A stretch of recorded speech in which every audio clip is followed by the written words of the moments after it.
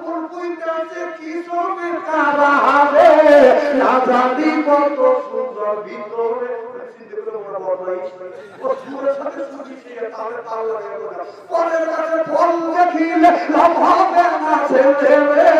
লোকে দেখবে থলাই মারবে তোমার আচ্ছা করে এখন দৌড় করে দৌড়েছে যেমন তেমন মুখ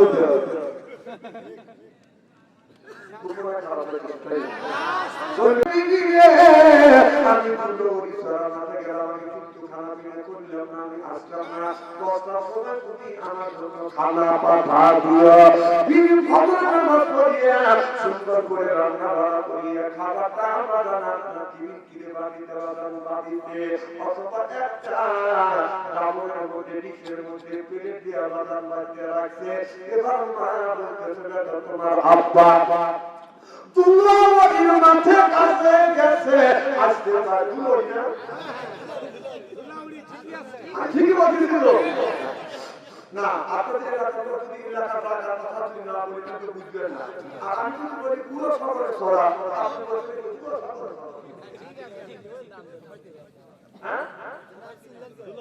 দুলাউরি নাম করা জায়গা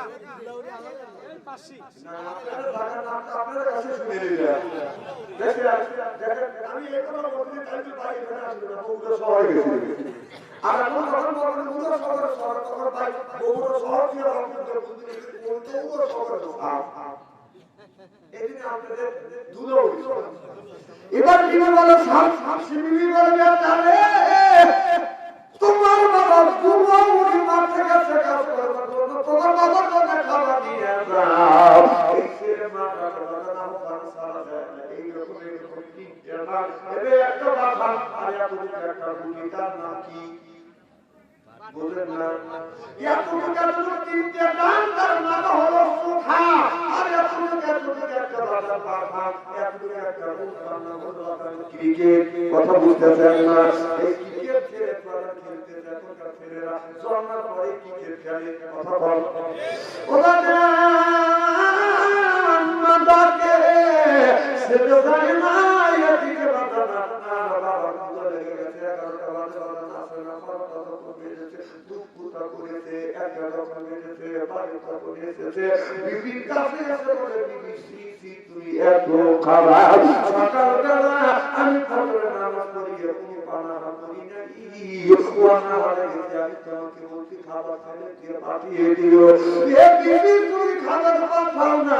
জানো আমি কত কষ্ট পাই বিবি বলে স্বামী রে এদেরকে খাবারটা সুন্দর করে তৈরি করতে খাবার দিয়ে আপনার ছেলেকে বলছে তোমার বাবা তুলাউরি চরে মাঠে কাজ হয়ে গেছে ওই তুলাউরি চরে তোমার বাবা তুমি খাবার নিয়ে দাও তোমার ছেলে আমার আরো ভালো সারা যায় নাই আপনার লাগিয়ে একটা বাবা আপনার বুদ্ধি দিয়ে সারাদিন ক্রিকেট খেলছে বাবার রাগ হয়ে গেছে আমি ছেলের জন্য এত কষ্ট করি আমার ছেলেটাকে আমি মেরে ফেলবো এবার রাস্তাতে নিচে স্বামীকে বাড়িয়ে মনে চিন্তা করতেছে বাবার এত জোর রাগ হয়ে গেছে স্বামী এত রাগ হয়ে গেছে স্বামী যাইতে ছেলেকে যদি বাড়ি দেয় হঠাৎ করে ছেলে আমার মারাও যাইতে পারে স্বামীর কাছে যা দিয়ে বলতেছে স্বামী ছেলেটাকে প্রথমবারের মতো তুমি মাফ করিয়ে দেওয়া তিনি বলে স্বামী তোমার কথা শুনবো না আমার ছেলেকে আমি মারবো তুই এক কথা বলতে পারবি না কথা তিনি চিন্তা করছে তাহলে স্বামী মনে হয় ছেলেকে আজকে মারিয়ে ফেলবে তখন ঠান্ডা বন্ধ করতে স্বামী এসে ছেলে জন্ম দিচ্ছি তুমি বললে আমার ছেলেকে আমি মারবো আমার একটা কথা জবাব দিয়ে তুমি তোমার ছেলেকে মারিয়ে ফেলো আমার দুঃখ নাই বলে তুমি কি বুঝবে পাইলে এই ছেলে জন্ম দিচ্ছি তোমার যতটুকু অধিকার আমার ততটুকু অধিকার আছে বলে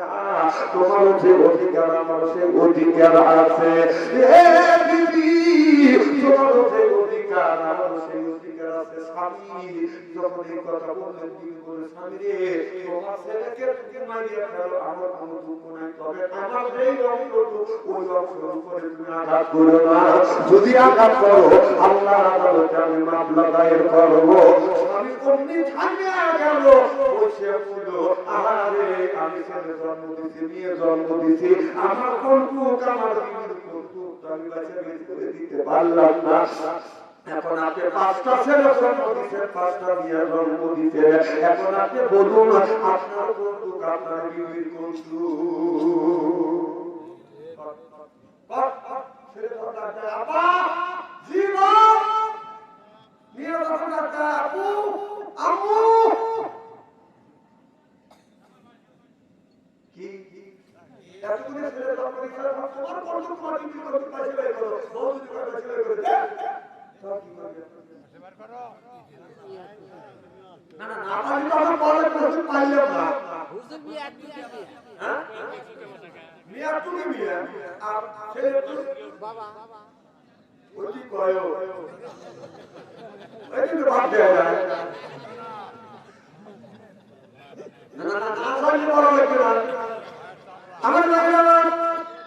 আমি আমার ছেলে জন্ম দিয়েছি, এই ছেলে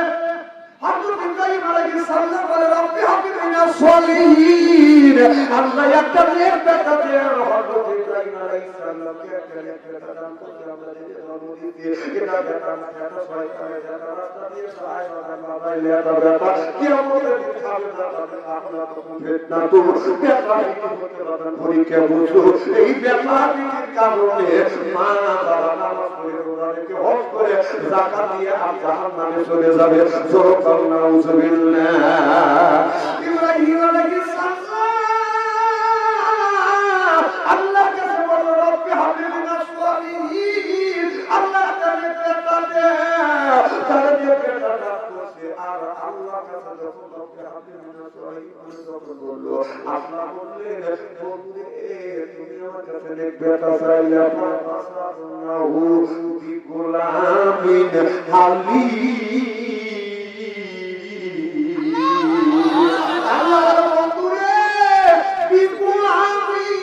আমি একটা গোলাম দান করলাম, সুবহানাল্লাহ বললাম না?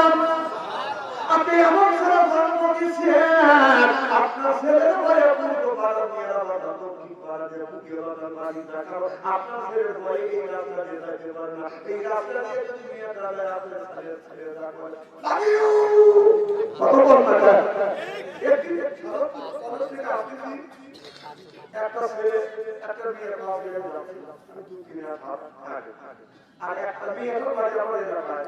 আর ছেলেটার বাড়ি আমার এলাকায়, ছেলেটা মেয়েটা কাউকে মোবাইল নম্বর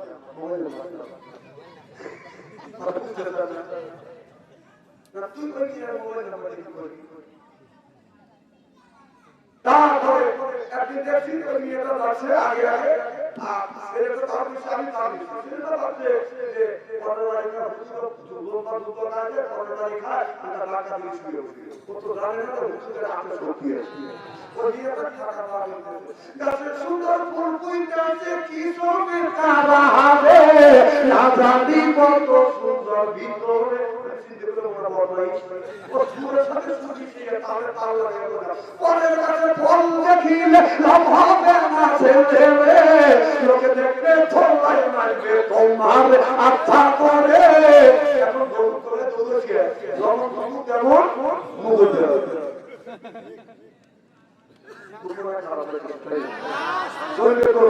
নারাই তাকবীর। এমন উঠে আমরা 3 ঘন্টা টাইম দিচ্ছি, ও কত তাড়াতাড়ি করে ছেড়ে দিয়ে লাভ না। আমরা টোকে বসে 3 ঘন্টা টাইম দিই, 4 ঘন্টা করি, 4 ঘন্টা টাইম দিলে 5 ঘন্টা করি।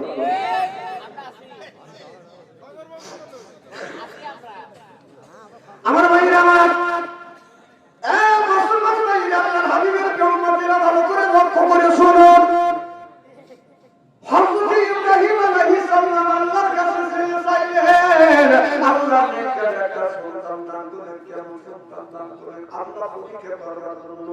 ইব্রাহিম নবীকে বলল, ইব্রাহিম রে তোমার জানের চাইতে যাকে বেশি ভালো তাকে তুমি কুরবানি করো। ইব্রাহিম আলাইহিস সালাম সন্তানের চাইতে কাউকে আমি বেশি ভালোবাসি না, আল্লাহ বলে ওইকে তুমি জব করো। হযরত ইব্রাহিম আলাইহিস সালাম ইসমাঈলের কাছে না বলে, বাবা আল্লাহ আমি তোমাকে কুরবানি করব। ইব্রাহিম আলাইহিস সালাম বলে, আল্লাহ আমি তোমাকে কুরবানি করব। ইসমাঈল ইসমাঈল আলাইহিস সালাম বলে আল্লাহ কেন আপনি আমাকে কুরবানি করবেন কয় আল্লাহ কুরবানি করতে চাইছে এই জন্য তোমাকে কুরবানি করব ছেলে তখন বলে আসলাম আল্লাহ যদি আমি কুরবানি হলে যদি আল্লাহ খুশি হয় আসলাম আমু রাজি যখন সুবহানাল্লাহ আরে এখন তুমি কুরবানি করতে আল্লাহ দিছে তোমাকে কুরবানি করব সেটা বুঝে বুঝে বলতো আল্লাহ আমার বলছে তো করব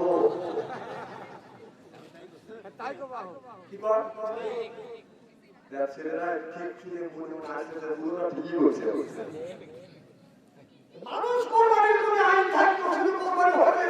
ইনশাআল্লাহ তাহলে বাংলাদেশের একটা বুড়ো পাইতো তিনটাই সারা যুদ্ধ করে বুড়োটাকে করে দিত একাল মিটা যায় আমার ভাইরা ইসমাঈল আলাইহিস সালাম সুবহানাল্লাহ তো বড় বড়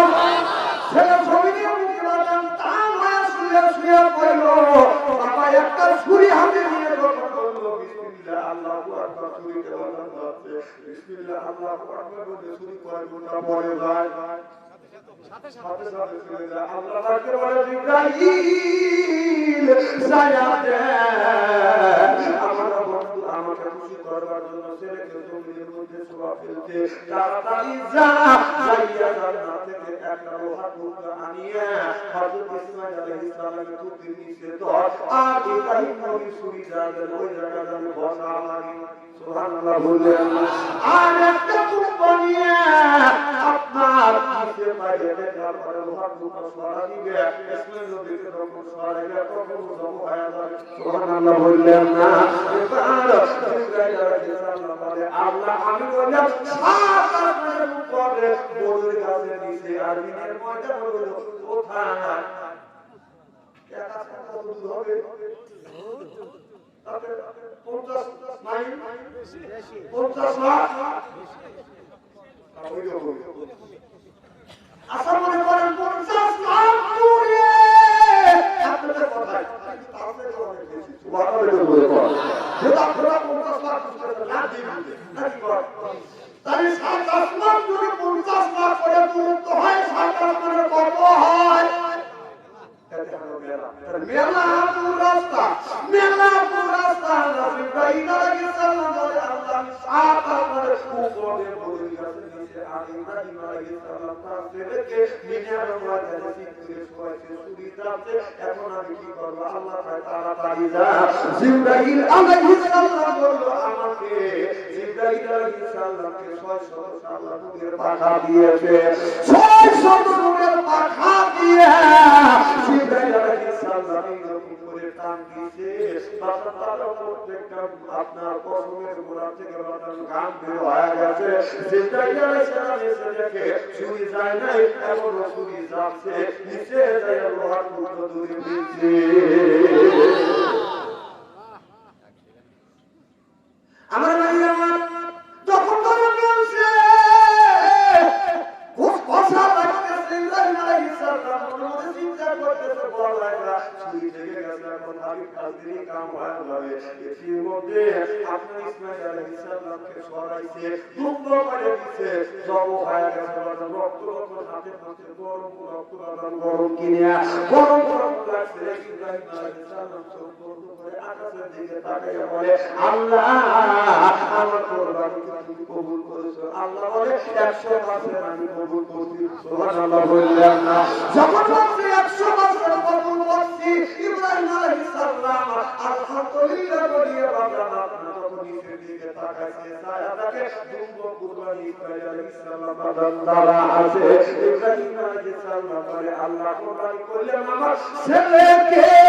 কুরবানি হয়ে গেল দুম্বকে দুম্ব পাইয়ে দিল আল্লাহ বলে বন্ধু রে আমি আল্লাহ মানুষের বাইরে দেখি না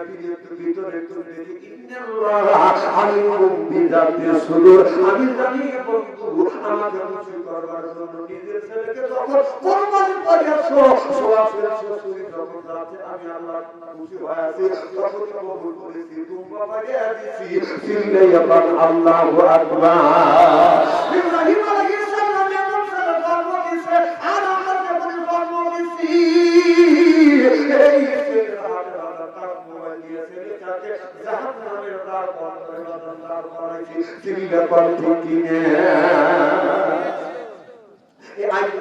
জামানা মোবাইল ছাড়া চলে না পিতা মাথা পেতে বাঁধে ছেলে প্রেমে দিওয়ানা দিওয়ানা মোবাইল ছাড়া চলে না মায়ে বলে রব্বানা বাবাই বলে সালাম না ভাইয়া গেল চলত না চিল্লা কর ঠিক কিনে আর ছেলেদের মোবাইল না দিলে ছেলেরা বাবার সাথে কথা পায় না ছেলেরা খায় না খাবার কথা পায় না মার সাথে তার মোবাইল না দিলে সে রাগ করে বসে থাকে রাগ করে বসে থাকে ছেলে সারা রাত জাগে ছেলে তার কাছে শুকায়ে এইভাবে ইমান কি আর রাখা যায় কি বেটি হইয়াছে সোনার বাংলায় বন্ধুরে কি বেটি হইয়াছে সোনার বাংলায় তার মোবাইল না দিলে সে বিষ খাইয়া মরতে চায় ফাঁসি করি হাতে নিয়ে মা বাবাকে ভয় দেখায় মা বাবা ভয় পায় কোনটা দিচ্ছে কিনিয়ে এইভাবে ইমান কি আর রাখা যায় কি বেটি হইয়াছে সোনার বাংলায় বন্ধুরে কি বেটি হইয়াছে সোনার বাংলায় মা বাবা চিন্তা করলো এই 20,000 টাকা দিয়ে মোবাইল কিনলাম দেখি ছেলেটা কি করে আর খরচা করে আপনার মা বাবা তো বুঝে না বাংলা বুঝে থাকে তারপরে মা বাবা বাংলা খুলেছে মোবাইল হাতে নিয়ে ছেলে মিষ্টি মিষ্টি হাসি দেয় মোবাইলে চুমো দেয় ছেলে সারা রাত জাগে ছেলে তার কাছে শুকায়ে এইভাবে ইমান কি আর রাখা যায় কি বেটি হইয়াছে সোনার বাংলায় বন্ধুরে কি বেটি হইয়াছে সোনার বাংলায় আল্লাহ নবী 70 বছর পূর্বে বলেছিল ইয়া পুলিশ বিদ্যা উঠে দাঁড়িয়ে ঘোষিত হবে সেই অবস্থা আজ সোনার বাংলা জমিনে হচ্ছে চিল্লা কর ঠিক কিনে এই সারওয়াল গ্রামের ভিতরে 50টা যুবক যুবতী যদি থাকে তার হাতে যদি স্ক্রিন টাচ মোবাইল থাকে কথা কি বুঝতে চায় রাত 12টার পরে আপনি আপনার বুকের ভিতরে ঢোকেন মেসেঞ্জারের মধ্যে ঢুকে দেখেন গ্রামের মধ্যে যদি 50টা যুবক যুবতী থাকে তার 40টা লাখ তারপরে লাইভে ঢুকে কথা বলে